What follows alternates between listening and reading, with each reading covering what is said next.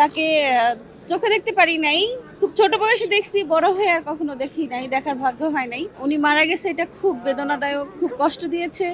আমরা এখানে চিকিৎসার জন্য এসেছিলাম, তো ওনাকে দেখতে, ওনার কবর জিয়ারত করতে এখানে আসলাম। খুব কষ্ট লাগছে।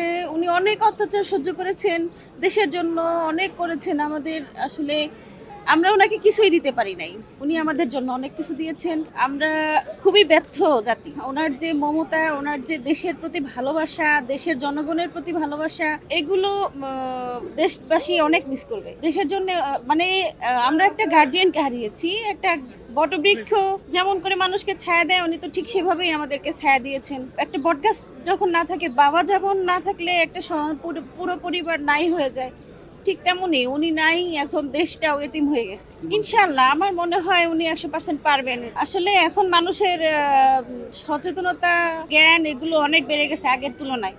তো উনি আগের যে রাজনীতি করেছেন, বা বাংলাদেশের মানুষ আগের যে রাজনীতি করেছে, সেই তুলনায় আমার মনে হয় এখন বর্তমানের প্রেক্ষাপটে মানুষের সবারই জ্ঞান চক্ষুটা খুলে গেছে অনেকটাই। আর কিভাবে সামনে আগাইতে হবে সেটা উনি অবশ্যই, আমার মনে হয় ইনশাল্লাহ উনি সামনের দিনগুলো খুব সুন্দরভাবেই সামনে আসলে, নির্বাচনে জিতলে, জয়লাভ করলে ইনশাল্লাহ উনি পারবেন দেশ চালাইতে। 20 বছর আগের যে বিএনপি দেখেছি, সেটা তো তখন আমি ছিলাম খুবই ছোট। তবে আমার খুব ভালোই মনে আছে যে খুবই ভালোভাবেই ইসলামী অনুশাসনে পথ চলতে চাই আমরা। আমরা স্বৈর শাসন, নাস্তিকবাদী সরকারের অনুশাসনে চলতে চাই না।